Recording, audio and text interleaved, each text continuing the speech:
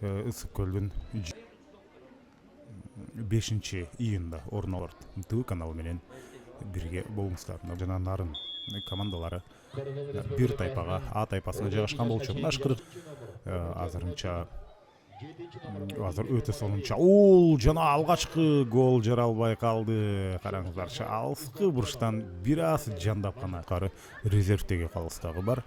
Алар азыр жакшы сокку коргоочудан кайтты жана дагы бир ирет эң активдүү оюнчулардын бири болгон ысындагы турнир азыр ылдам каршы чабуул канчалык жогорку ылдамдык менен бара жатат. Сокку гол. Бул турнирдеги алгачкы гол ошентип жаралды.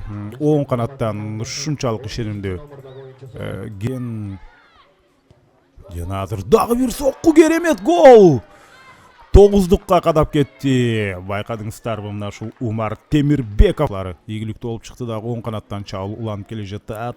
Умар Темирбеков буга чейин жана сокку затканга жетишет болду экен. Мына ушул жерден сокку орун алды, бут менен кайтарды эле. Караңыздарчы. Бул алгачкы оюн. Мына экинчи тайм ошентип старт алды. Урматтуу көрөрмандар, ал экинчи таймда аянтка чыкты. Легкоступовдордон экөө бар, бирөөсү Александр, бирөөсү Владимир. Азыр болсо сейф, идеалдуу сейф. Мына көрдүңүздөрбү? Керисинче Эмилбеков өзү топто ауттан киргизген. Сонун чыгарып берүү, баш менен сокку, гол. Кандай сонун гол азыр жаралды. Алыскы бурчтан ушунчалык сонун түштөн эле кайрадан артка кайтып кетти. Дагы бир чыгарып берүү, тоскоолдук кылган эч ким жок. Мергенов дагы бир гол.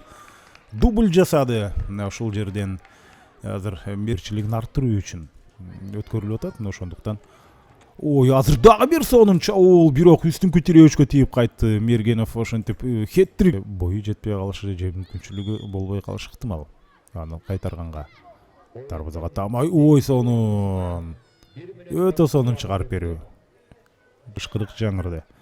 Урматтуу көрөрмандар, Бишкек Баткен ошентип 4-0 эсебинде жыйынтыкталды. Бул эсеп саны кимге жаккан болсо